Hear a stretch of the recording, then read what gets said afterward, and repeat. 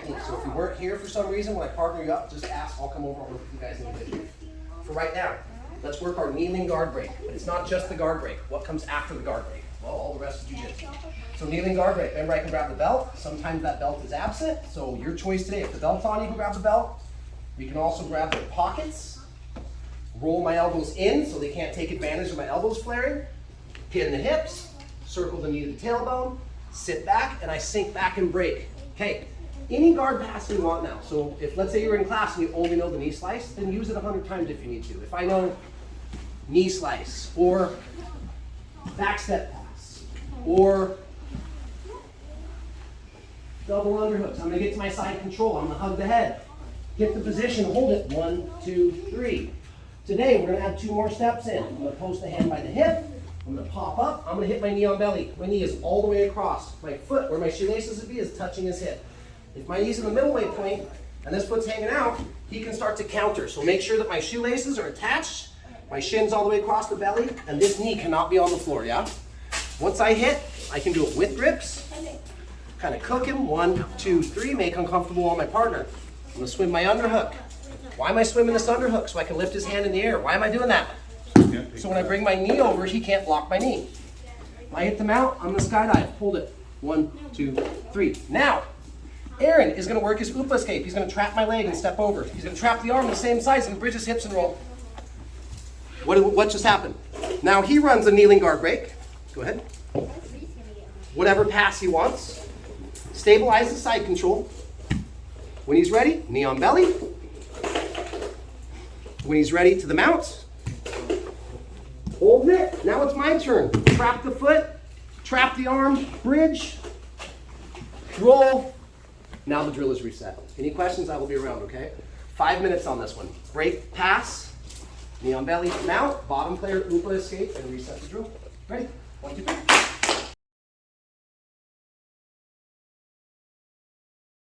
So as I mentioned, full game plan stuff today, right? Just kind of putting a lot of the moves that we've been kind of compartmentalizing over the last week or two, and now we're kind of throwing them into a loose but a full complete game plan. All right.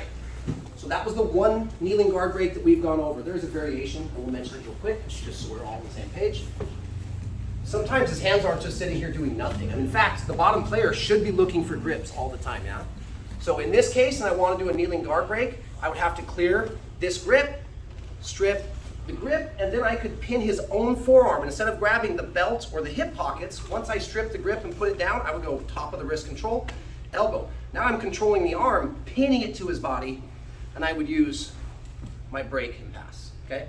Okay, we've done 2 other guard breaks, and they were both standing over the last couple days. We'll do the same things now. I'm gonna do the double lapel and sleeve. The only thing different that we're gonna change right now from the loop that we just did is I'm gonna use a different guard break. I'm still gonna continue on. I'm gonna use a pass, stabilize side control, hit my knee on belly, and the other knee stays off the ground. I'm gonna lift up the underhook, go to the mount, and then the partner will do the same upa flip, okay? So the only thing that's different right now than what we just did was a different guard break. And this one will be a standing, double lapel and sleeve. Double lapel, go ahead and get your hands busy. Okay, if he's using this one, I'm gonna switch here, okay? Now, I'm gonna step up, nose over nose, push on the sternum, pull here to create tension, step up, I'm gonna get tall, throw my shoulders back and my hips forward, I'm gonna keep the sleeve. Other hand goes to the inside of the knee, and I take them off like a pair of pants. Now that I'm back, inside 7 grips on the knees, and now I can go into whichever. I can go right into my knee cut, I can do my back step pass if I can clear the leg, I can do Toriandos, stabilize side control. When I'm ready, guess what I'm gonna do? Pop up knee on belly. If I want the grips, I'm looking at my 3 grip right behind the neck. My outside 7 grip on the leg. And I'm not just grabbing them, I'm pulling his head up, pulling his knee in, pushing my knee in. We call this cooking your opponent. It's hard for them to breathe.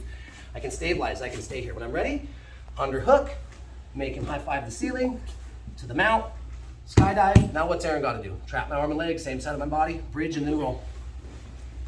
Now he does double lapel and sleeve.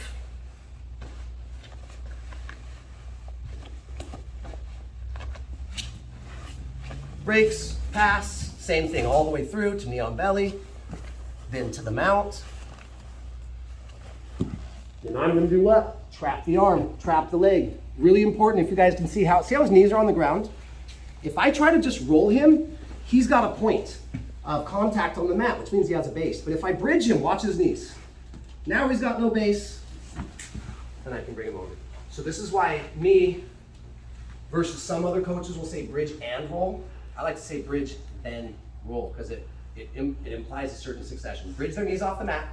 Now they have no base. Now we can roll. Ready? 1, 2, 3. We got one more piece of technique to run all the way through. We're crushing on time, so we'll probably we got good bodies here tonight, so we'll probably get to a little bit of like playtime at the end. Okay, last one that we're going to go over today. We'll change the guard break, and then we'll also throw a submission in from the mount. So we have been breaking, passing, knee on belly, mount, and then we let the bottom player upa to reset the drill. Yeah? This time, I'm going to go all the way through. This is my rep, and then when I'm done, we'll switch, and then it will be Aaron's rep. We'll just show it one time. Won't have Aaron do this back just for sake of the clock. Scoot out towards me a tiny bit, please. Anybody remember the one we did? What was it, Monday? It's Wednesday, yeah? So Monday? It had to do with double lapels, but I didn't. Oh, underarms. Double arm hits. So on this one, I don't just kind of flap them open and collect them and then put my thumb sideways into the sternum. This one, I'm going to go halfway. Actually, let's rotate a weird 45-degree angle. Here we go. I'm going to go about halfway between where his neck, where the top of his rash guard meets his neck, and where the belt would be, whether it's absent or not. I'm going to come here. And this time, rather than like on a double lapel where I open straight out and in to collect the lapel, I'm going to kind of almost come up. The reason why is I love to see the bottom of his coattails totally untucked from under his belt, okay? So less of this and more of like out and then up. And I give it a little snap when I come here. And I need to have a little extra slack because I'm going to punch right up under his armpit.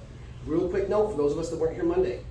Don't do something weird with your hands. That's how you end up with like bones taken out of your hands and weird fingers and stuff. Is doing crazy stuff. So I will mention this. When I open his lapel, I want to bring it out and up. See how his coattails came totally out? Now I'm going to make a fist. And I want my palms facing me as I start to go into his armpit. If they're still slack in their jacket, no problem. Run them up. So as he goes to sit up, he can't. I basically stapled his jacket to the floor. This allows me to do what? I'm going to go nose over nose, come up onto my toes. I don't need to step forward here. He could still get to my heel. I don't want that. So I'm here. Once I open and untuck, I punch, I bring my hands as far up in the armpits as I can. In a perfect world, I'm gonna have Aaron signal touchdown, okay? The farther his arm's up, the safer my legs are. Now I keep my toes.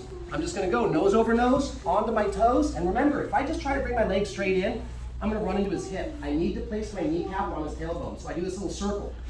I come back. I'm going to see my high heel so I can wear an invisible high heel. I'm going to try to get my knee close to my chest and fit my kneecap right onto his tailbone. Now I can start to sit down and back. And if I don't have long arms, as long as I get that ledge in there, I can come to the hips or I can come to the knees, finish my guard break. Same thing, guys. Any pass that we want, I can run Toriandos. I can run knee cut. I can run back step pass. Or, once I break and come up, he throws his legs wide. Here, stabilize, same thing. Knee on belly, get your grips, cook them. Raise the arm. Why am I doing this? So my knee can land right in his armpit. Why? Why don't I put my knee here? Because Aaron can grab my leg and put me in a half guard. But, if I clear the arm first, and I bring my knee up, go ahead and grab me in a half guard. Nope, now my foot comes to the mat, I lock in. Once we're here, any submission that I know, maybe I go into my high mount, knees up under the armpits. Now I can start to attack the throat. His arms come up to defend. Arm bar. So, when we're in mount, the three that some of us have been over are X choke, Americana, or arm bar. Once I've done my rep, Aaron jumps into my guard. It's now his turn. Okay, 6 minutes on this because it takes a little longer with the submission. Any questions? I'll be around. After this, we'll grab water. We'll do some live rolls. Ready? 1, 2, 3.